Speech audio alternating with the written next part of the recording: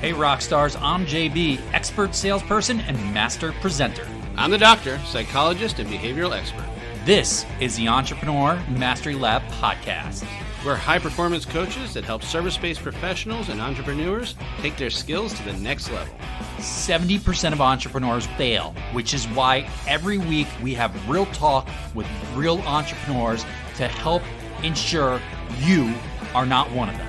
We're also the inventors of the Be Rich mindset, where we rise to mastery, inspire greatness, celebrate knowledge, and help others along the way. So join us in the lab. And now, on to the show. Welcome back to the lab. I'm JB. I'm the doctor. If you are a returning listener or viewer or even blog reader, thank you so much for joining us again. I'm going to go out there. I know for a fact you've already given us a 5-star review. You've followed us. You've subscribed. You've liked. You've shared us with your family and friends. I'm sure. Right, Doc? They've done all that already? There's no doubt in my mind, and you don't want to make me a liar. So if you haven't done it, do it now so then I can say yes. You can't make him a liar, folks. Look at that face. He's got enough working against him. All kidding aside, thanks for joining us again. If you're a new listener or viewer, you're in for a treat. Welcome to the lab. We have conversations with real professionals all the time around various topics that are meant to give you the insight and wisdom to level up and evolve to mastery. So super pumped to have you join us. If you found that you liked what you heard or saw, if you got something good out of this, we're going to ask you the same thing we asked our returning listeners. Give us that 5-star review. Give us a like, a follow, a subscribe. We want to reach more people. The best way we can do that and the fastest way we can have an impact is through your help. So thank you ahead of time. Tell a friend. Tell a friend. Speaking of ahead of time, we are fast approaching the end of the school year here for young kids. And if you're a little bit older, you got kids in that college age, they're probably done right about now. Welcome to summer. Summer. So do you have any plans with your child over the summer? Oh, good or bad, we have this summer super scheduled out for my kid.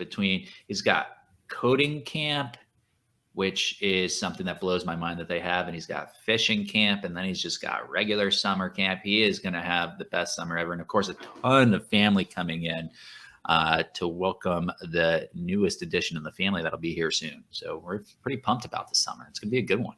You're going to be busy. Yeah, I was already busy. God knows what I'm going to do this summer. I get more bags under my eyes this summer, man. So far, I figured out I have many beach trips I'm going to take and how many margaritas I'm going to drink.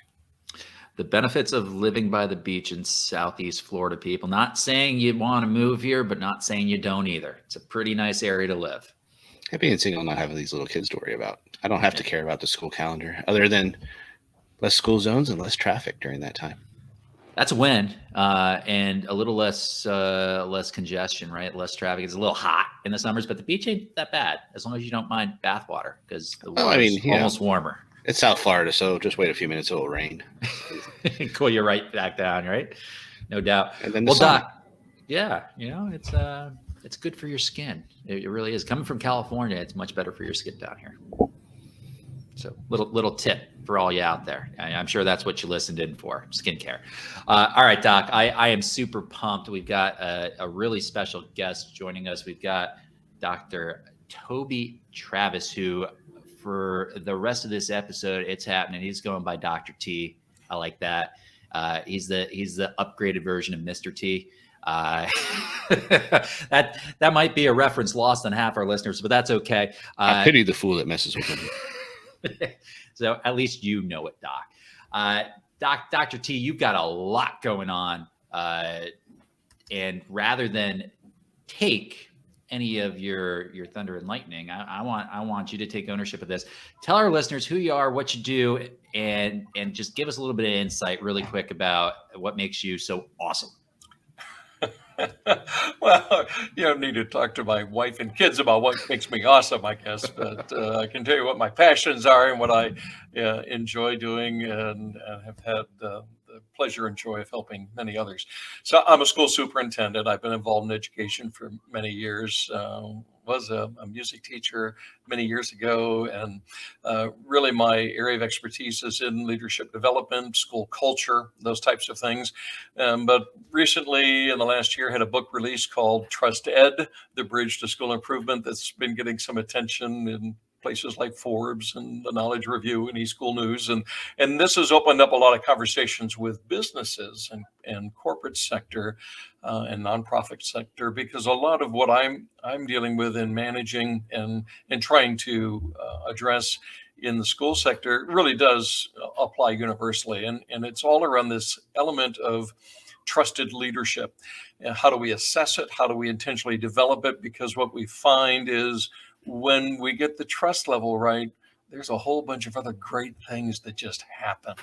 And in the corporate sector, I've got a friend of mine that works with Fortune 100 companies, and he'll tell you they see about 180% boost in returns when they focus on high levels of trust. I mean, there's actually an ROI that we can measure.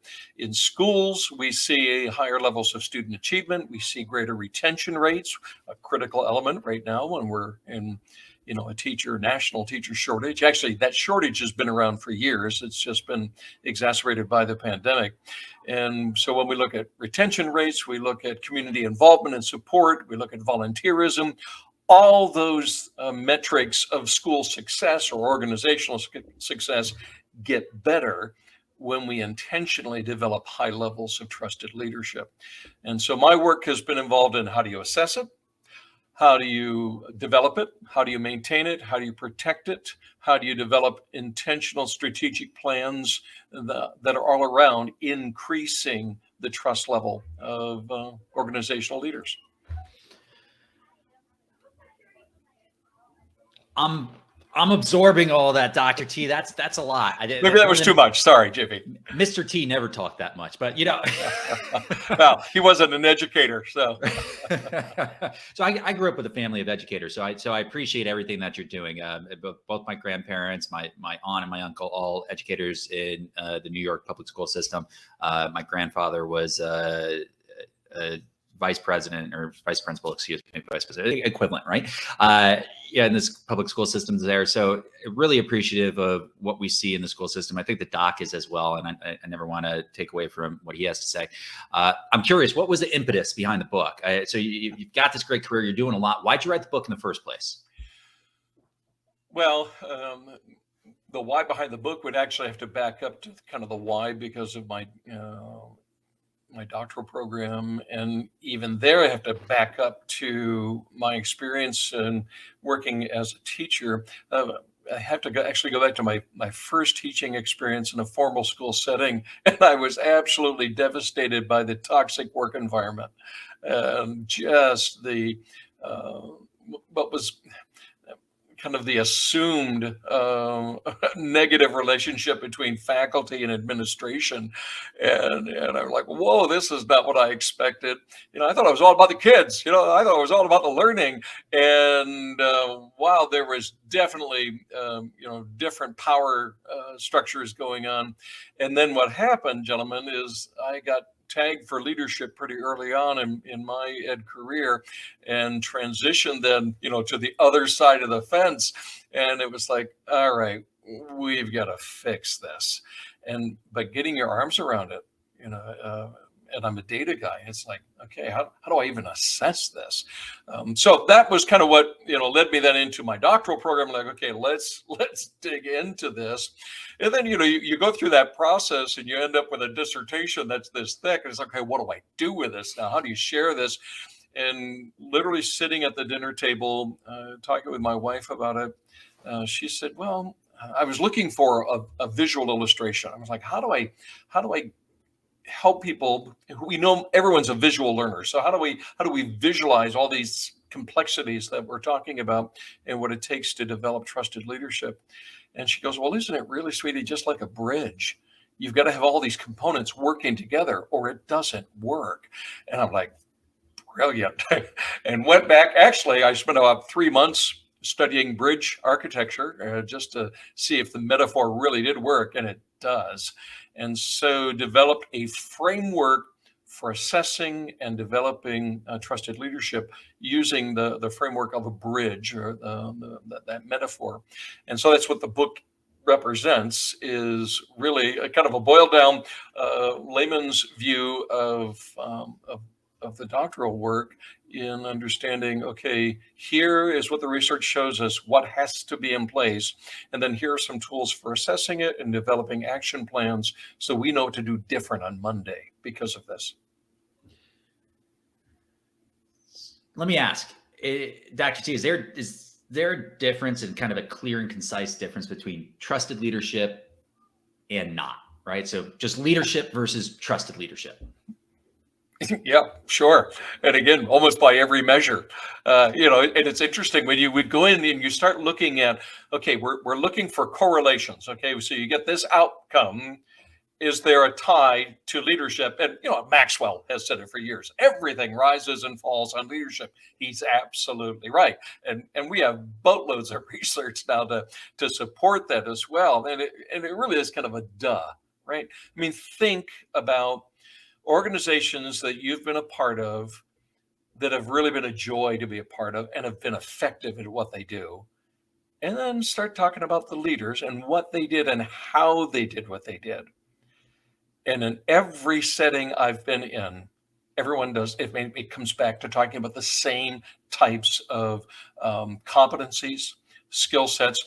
Trust is not just this ethereal soft skill. And I think that is often a problem with organizations that aren't spending enough attention assessing it and intentionally building plans around how to develop this in their leaders and their organizations. Is they just they're just assuming, well, either you have it or you don't. No. The ones that are most successful at this, they're constantly assessing it. They're constantly developing strategic plans for improving it. They're analyzing their practices, their protocols, their procedures all around this issue.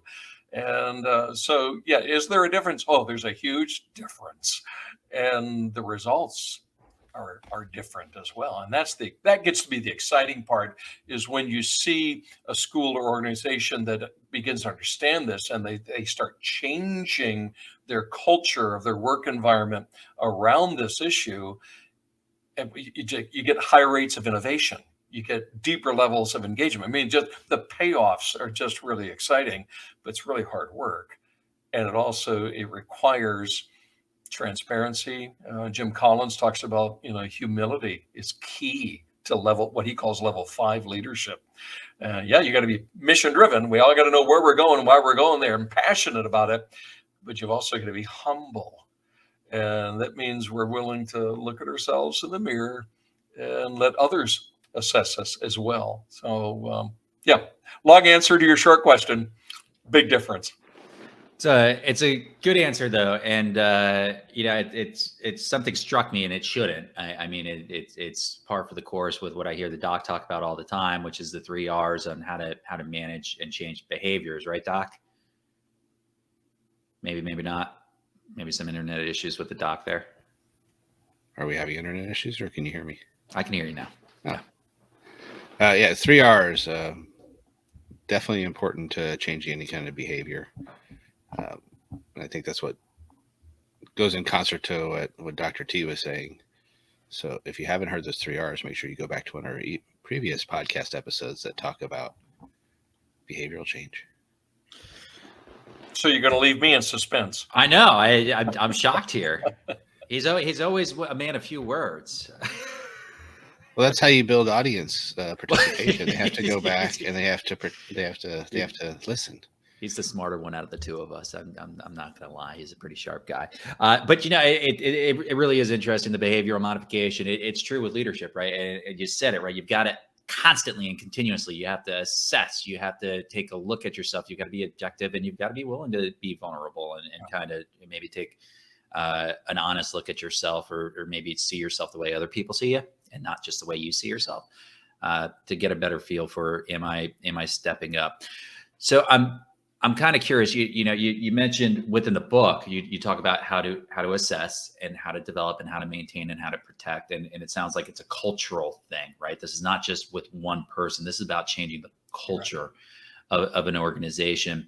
How can somebody quickly determine if they've got an issue with this? Are there any kind of red flags that a leader or somebody within a business can look at and say, okay, we might want to really take a careful look at this? Well, there's pretty actually a large number, and usually it's pretty easy to self-assess that we've got an issue.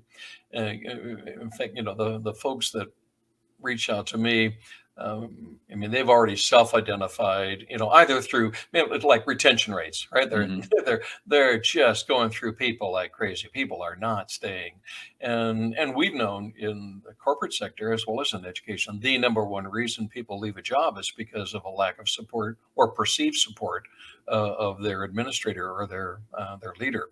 So, I mean, that's a trust issue right there, and so I would say retention rates is often an initial flag. When you look at just any kind of job satisfaction surveys that are going on, if they're doing that or using those kind of tools, I mean, just their own internal metrics are often a flag. When you look at there was a major study done on discretionary energy. And that's everything from volunteerism to just, hey, I'm willing to put in some more time on this project because I love the project, right? You see higher levels of discretionary energy when there are high levels of trust. And so you see, no, my team is just clocking out when the clock is, whatever the hour is. So if the school day is done at 3:30 and the click, they're gone, and these halls are vacant, it's like, I'm not sure they're terribly. Now, I'm also all about protect boundaries, right? So I'm always saying to my team, family first, family first. So take care of your family. That's your highest priority. And if that means you got to get out of here at 3:30, go, and take care of the kids, take care of your spouse. But that discretionary level, you can tell when people are really engaged in the mission of what you're doing. And if they're not, that's a pretty good indicator. They're here for the job. They're not here because they're passionate about what the leader's trying to accomplish.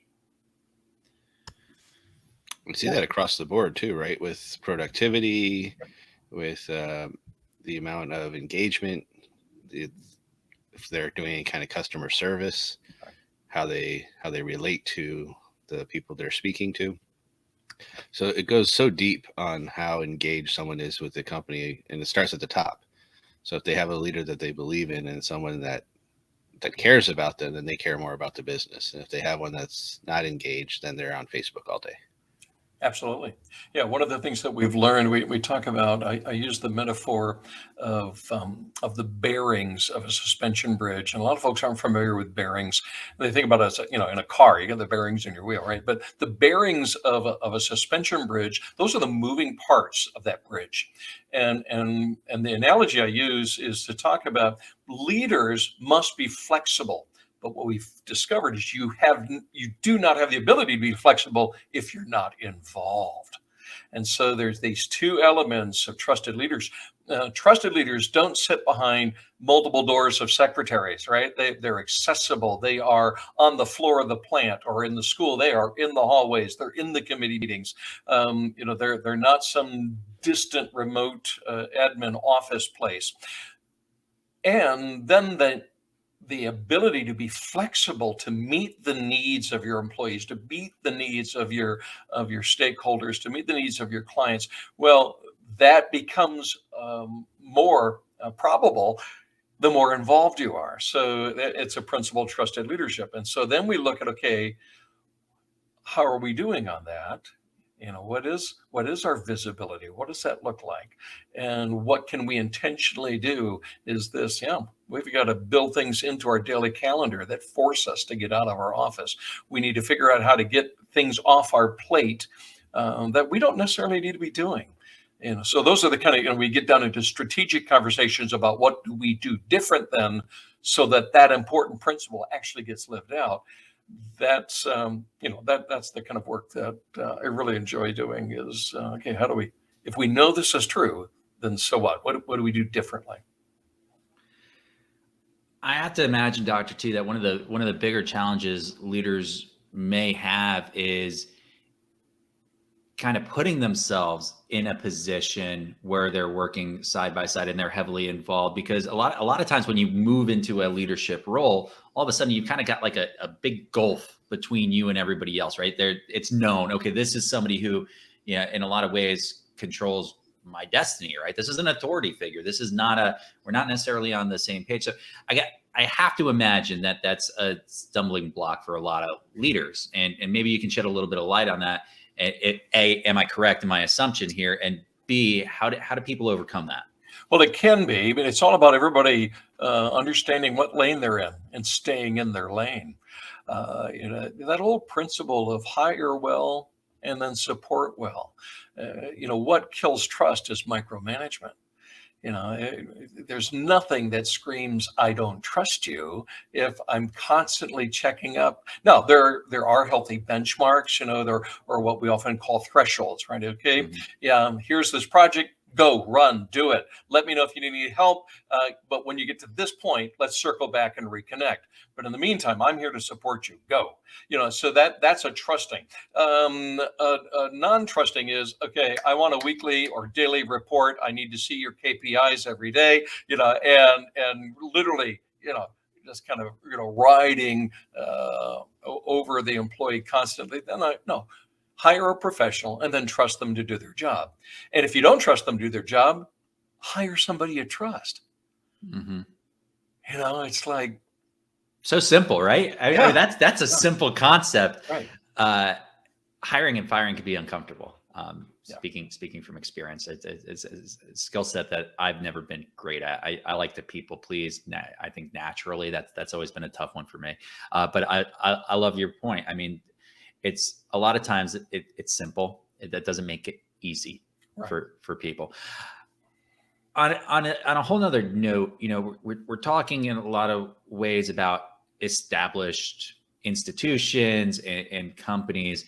If I'm building, right? If I'm building, how do I kind of try to create this up front? Are there some things I can do to really make sure I don't have to come find you once all these red flags are like, all the alarms are going off? Oh, I got a problem. Like, how do we build into this from the get-go?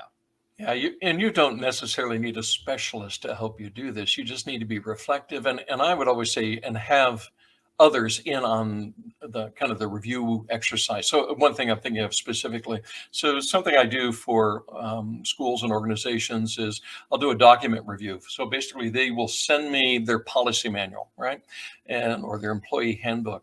And what I'm doing is I'm basically going through and looking at their protocols, their policies, their practices to see if anything is in there that is based on the assumption of, I don't trust my employees. So if you're building something new, right, just avoid going there. And what we've found is actually it is less expensive to run a company where there's high levels of trust, and both directions. I trust my employees, they trust me, right? And when you don't need to have all of these accountability practices and procedures in place, it actually is cheaper to run the program. Well, in organizations that are trying to figure out, okay, where did we go wrong? Well, typically where you went wrong is you had an employee who blew it, somebody who did something that was egregious or just was out of line. And so in order to address that, you tried to fix it through policy. You ended up punishing everybody because of the sins of the one, right?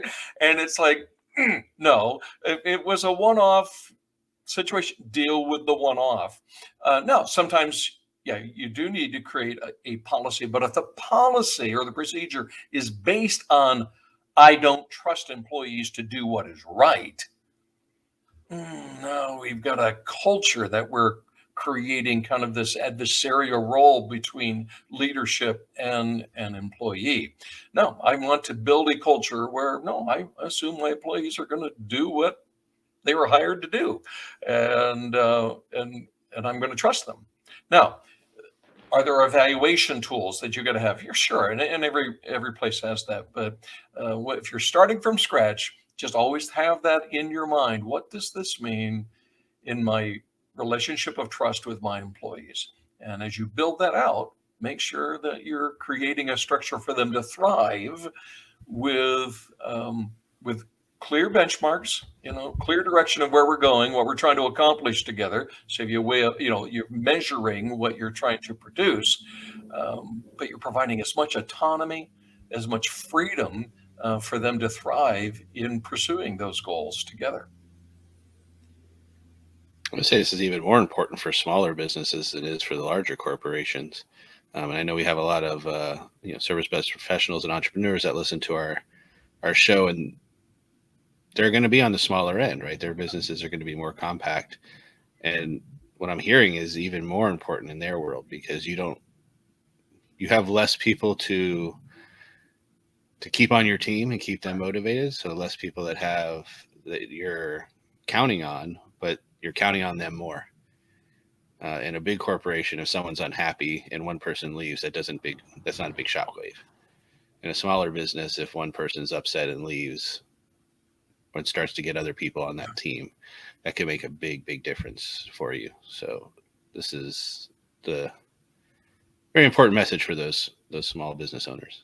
That's a great point. Yeah. Dr. T, I spent over a decade working with a Fortune 50 company that when I came on board had just bought out a smaller independent company. And so you saw culture shift happen in front of you. You were a part of it. And it was very interesting over time to see the influence of the new corporate culture. And I think you could see, through the lens of what you're talking about, you could see the shift in trust and leadership, and you could see it erode, right? You could see it, and not necessarily, erode's maybe not the right word. I almost use it like, when you see like that sheet of ice come off a glacier almost, right? When it hit, right, that it boom, and it crashes into the ocean. It's just like, oh, that's a big change all of a sudden. And in the financial services world where I come from, you deal with a lot of compliance, which I'm sure you're familiar with in your world as well. And a lot of times compliance is built around managing to the lowest common denominator, is the fun way of saying it. It's like, who's the stupidest decision maker we have that's going to be that person? And how do we protect ourselves from liability with that person? And okay, let's put all these policies in place to protect. And now all of a sudden you are creating an adversarial environment, not just for employees and leadership within the organization, but what about the clients they serve as well? Because you see that in the financial services industry, where now all of a sudden it's maybe this is in my client's best interest, but I'm not allowed to make it in my client's best interest because I have this policy in place to protect against some liability from leadership. So it's just really interesting to me, because everything that you're talking about, I can look back at, whether it's in my current world or my previous life and career, where I'm going, wow, yeah, I see it. And it's an unfortunate thing to have to see and go through. And it brings back memories, though. It brings back good memories of like when I first started in that corporate world, and I was like, wow, there's a great culture here. And then to see it go away, it's hard. So I guess I'm just saying, I really appreciate what you're saying and putting out there, having experienced it firsthand. Well, JB, this is why we've got to protect it. And again, the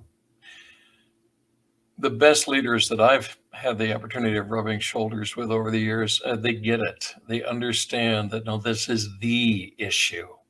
And it doesn't matter what, whether it's, again, education, corporate, manufacturing, we all have a mission, right? We all have a product of some sort. But that is not the main thing. And I've got a mentor of mine who kept talking about keep the main thing the main thing. Where you say, well, what's the main thing? No, it's well-being. It's do we have a climate in which our people will flourish? Because when you have that, all the other things, it's like magic. It's like if you get the culture right. There's in education way they're saying culture eats curriculum every day, and it's true. If you get the classroom culture right, kids will just flourish. They'll just devour the curriculum. And you see, again, high levels of engagement. High levels of engagement results in high levels of achievement. Same thing in the corporate or manufacturing world. You create an environment in which people want to innovate, where they feel safe to contribute to creating some new practice or procedure. You're affirming people in their ability to be professionals and to pursue excellence. And that's people want to go to work there. They want to be a part of that. And so the main thing for leaders is ensuring you've got a culture and a climate that understands that employees are the highest value. In if I may, in the education sector, where I see struggling administrators and superintendents, well intended, but they really blow it, is when they they get the pecking order, if you will, out of line. So you see, student needs, we need to be student centered. Yes, if we're talking about instructional practices, we're talking about curriculum design, we've got to be focused on what do students need for their future. But when we're talking about the organizational management of the school, it's teachers first. Teachers first. Always has to be teachers first, because if you don't do that, if you put the needs of students or the wants of parents above the needs of teachers, you're killing morale, right? You're not valuing your employees. Value the employee. If teachers are well supported, and again, it's true in every sector, but as an example, when teachers are well supported, when they have the tools that they need, when they've got the resources they need, when they are challenged, there's also, we're continually growing, and they feel that they are trusted as professionals in their environment, we then see high levels of engaged students. So it's kind of this, if teachers are happy, students are happy. If students are happy, parents are happy. And if parents are happy, well, then we as administrators get to be happy. But you've got to keep it in that order. And same thing in the business world. Keep employees well supported, and clients are going to be happy because your employees are happy. And it really does work that way. I think I see a lot of public companies get this wrong, Dr. T, in my experience, and I might be a little colored in my experience here because of my experience in the corporate world. But you get a lot of public companies that are driving towards quarterly goals, and it's shareholder first. Yeah. You could say consumer second, management third, and employee last. Yeah. And it's unfortunate, but I would put a guess out there that a lot of listeners who have worked for a publicly traded company feel very similar to what I just explained. And it's a massive cultural issue, and it's a massive issue with, I think, the way we measure corporate success, and it's a short-term gain for a long-term loss, in my opinion. And do you see the same thing in the corporate world? Am I alone in that? I would hope not, but. Well, and again, it's the proverbial, you're shooting yourself in your foot. All of us, no matter what business or sector we're in, the most valuable part of our business or organization is the human resource. So value that, and you're going to see, whatever whether your product is education or your product is a widget, that widget's going to get better the more engaged and supported your widget makers are. So it is such a key, and you're true, and whether it's publicly traded or it's one of the biggest challenges in public education. There's such a call for accountability because of government funding, et cetera. Well intended. I'm not criticizing that idea. Yes, there needs to be levels of accountability, but we got to hire professionals and let them be professionals rather than technicians or babysitters. It's like, no, let's set the bar at a standard that like we see, as the most successful education systems around the world. You've got high expectations of teachers, but you also have huge autonomy given to those teachers to do their job, and they're trusted as professionals, and what they produce is amazing results. So I have a little off topic, but I'd be remiss if I didn't go in this direction. Last week on our podcast, we had a great guest, Tracy Bissett, and we were talking a lot about education and the lack of education for business training and leadership in this school system. And having an educator here, I really want to get your thoughts on that and how you've changed some of that with this idea of how we're making sure that our students are learning about running a business and the importance of leadership in that, so that we can kind of get an insight that this has changed over, hopefully changing as we speak, even than it has in the past, of that importance. Well, I think it is changing. I don't know that we can speak in the past tense yet, but I think it is changing. We've been watching, metrics in higher education, where you look at just compensation levels. You know, individuals that are going into a trade school, they're actually, their levels of compensation and their professions are, equal to those that are staying in to have to get a graduate degree before it makes a difference. So that whole idea of, you got to get your bachelor's degree to make more money. Well, it just isn't true. And really what the research shows now, or the studies show, is you have to at least completed a graduate program. The vast majority, I think it's like the 85 percentile of bachelor's degrees, 4-year degree graduates are not using their degree, in their employment. It's really just kind of a stepping stone. So there is a big focus on, okay, no, let's encourage kids and young adults to get into trades, get into specialties sooner, if our desire here is to ensure they've got a better and healthier financial future. So I think that is happening. So how are schools addressing that, though? That's still developing. I was just actually in a meeting with a gentleman that has started a new private school, I think about 9 years ago now, in the Raleigh-Durham area, and it's a boys' school, so it's a private school, but it's all on leadership, and so there is more flexibility, obviously, in the private sector to address those types of concerns than in the public sector. But I think you are seeing a lot more partnerships developing between community colleges and schools. The school that I currently administer, we have a fantastic relationship with the community college, and there are lots of pre-business type courses that mail the kids to, and able to actually get that completed even before they graduate high school. So I think the trend is there. I think it's happening, but always more can be done.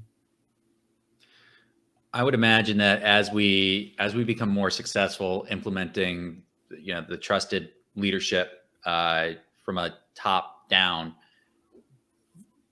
kids see that, right? Students see that and they experience it, and so just through almost osmosis, they're going to become better themselves when we have that structure built out better from the top down. You hope. Well, yes, if they had it modeled well, that's true. So take a look at athletics. There's a rather embarrassing and frustrating study that came out about 4 years ago on character development in K-12 schools, or high schools specifically, in athletic programs. Kind of our common wisdom is, we do this football program or whatever, because it's going to build character in the kids. And the research actually showed us the exact opposite. And with a big exception. And so what we found was, no, actually in team sports, character development was not being built. And think about it. Look at the stands. Look at what goes on in the stands, right? Okay, is this building the kind of character we really want to have? So here was the exception, guys. Here's the good news, is it came down to the style of coaching. If the coach's focus was on developing athletes of character, then yes, that athletic program served as a vehicle to do that, and we can have some shining examples of it. But if the focus of the coach was simply the pennant, or to win the games, be top in the district, what we actually saw is character development was actually at a negative in those situations. These are not nice kids. These are not nice people. These are not people you want to be employing. And so, this idea of, we're going to build winners at all costs. Actually, no, that's a really bad idea. You want to build quality kids, quality young men, quality young women that you can trust in the workplace.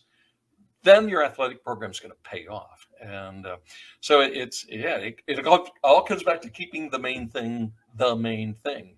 And as we think about preparing students for their future, that is another area that I'm encouraged about, because we believe, I think one study I saw recently is probably 60% of future employment hasn't even been created yet. We don't even know what those jobs are. So what should we be doing is preparing students with transferable skills to any kind of employment. And so here we're talking about globally thinking, a collaborative worker, critical thinking. These should be what we're focusing on as the primary skill sets or competencies. And that I am encouraged. I see a lot of work happening there. I'll do a plug for Tony Wagner's book, Most Likely to Succeed. And that book actually, it's a great read for anyone in any sector, but it's talking about what should we be investing in youth today to prepare them for their future, not our past, and great thinking that's going on there. Awesome. Speaking of preparing people, we heard you might have something interesting for our audience to take a look at. Would you like to share that with us? Well, there's a number of things. So we have developed some self-assessment tools. Now, this isn't hard data. These are reflective tools, but I can share a link with you and your listeners. Partnered with a company called School Right, but there's also application here for non-education sector where you can do a self-assessment of your leadership, and using 6 components of trusted leadership, it will actually give you a score on where you're doing well, what needs improvement, and what may be really hurting your work.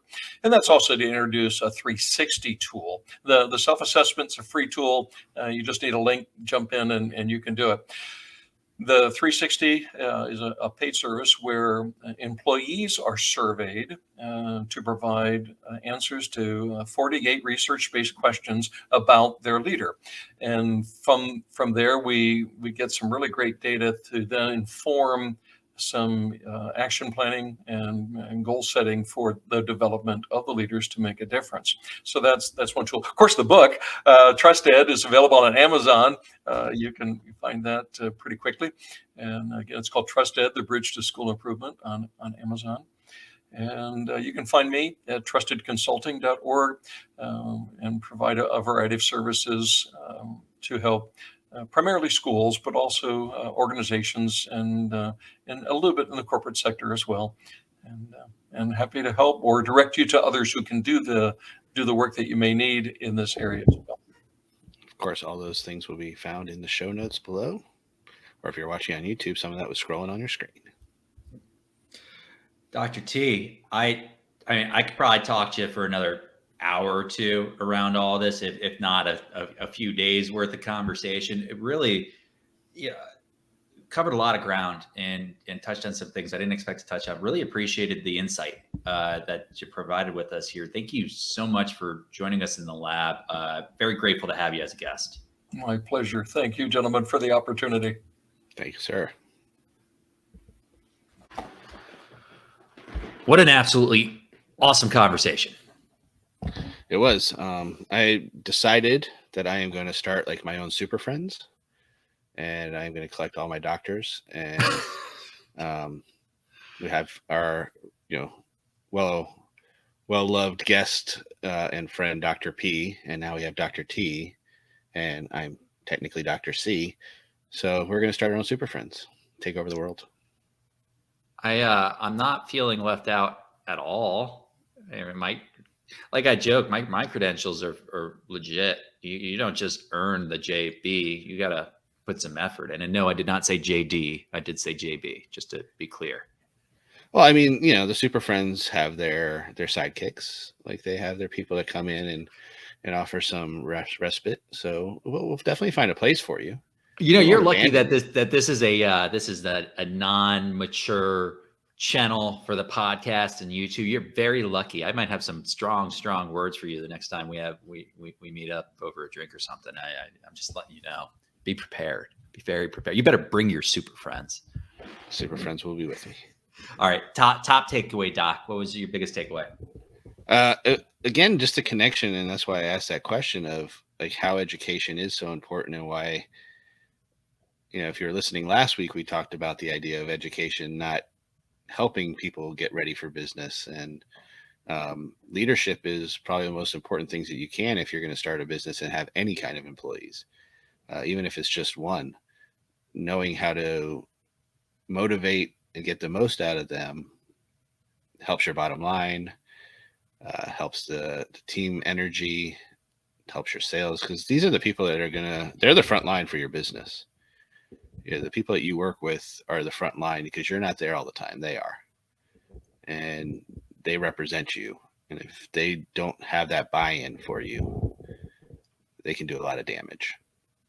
So just the idea of starting from the top and setting that pace that everyone wants to promote you and actually loves you and the brand. That's, I think, the biggest, most important thing you can do for your business. That's a good one. There's a lot of takeaways here. I'm gonna key in on something that wasn't specifically stated, but for me is something that I think we all need to hear and be reminded of. I don't care what job you have, right? Whether you're in a career, a job, a business owner, a founder, I don't care what it is you specifically do. We can all, no matter our role, be professionals. And Dr. T didn't say that specifically, but he definitely spoke to it, right? We can all be professionals. And that to me is all about up here, Doc. It's all about mindset and how we go about carrying ourselves every day. And it is a great reminder for all of us that I don't care what you do or what somebody else does, they're either going to be a professional or they're not. And you, when you're working alongside them or they're coming into your lives, you got to hope and trust that they are professional. And there are always good ones out there, no matter what field or trade they're in. There are professionals out there. And that would be the power of networking, wouldn't it? It would be. And you know where else you can find some amazing professionals? Tell us, Doc. Inside of our free Facebook group, the Entrepreneur Mastery Lab. And if you're watching on YouTube, the link's right there, or you can go right down to the show notes, or just go on Facebook groups, the Lab of Mastery, and you can find us. You can also find us on all our social media. Do you know where that is, JB? At JB and the Doctor. You can find us pretty much anywhere. You Google it, you will find us. We are like everywhere. I'm actually quite impressed and quite scared. I'm not used to seeing myself all over. And yeah, by the way, if you're watching on YouTube, we've got a link down below for a freebie. If you're listening on the podcast, this will be in the show notes, but we've got 6 methods to ensure that your business doesn't fail. They're the 6 most common reasons businesses fail. I said another week that, hey, we might need to up that to 7, and now I feel like we need to up it to 8, because every time I speak to another professional, I'm like, oh my gosh, that is such an essential, and it's integral to success. So a great free download, check it out. And again, if you haven't liked, subscribed, or followed yet, go ahead and do so. Give us a 5-star review so we can help provide more insight and more wisdom to even more people and have a greater impact. That is what we're here for. And feel free to reach out to us. We love to hear from you all. What your takeaways are, what your favorite parts are. You can reach us in Entrepreneur Mastery Lab. You can DM us on all our social media, or go right to our website and contact us at jbandthedoctor.com, where you can find this lovely podcast. Also our blog, our illustrious blog. So we can get you connected in any way you want, but we do love to hear from you. So holla. All right, buddy. To all my friends and listeners out there, to all the viewers, good to see you. Thank you. I'm JB. I'm out. I'm the Doctor. Peace out, yo.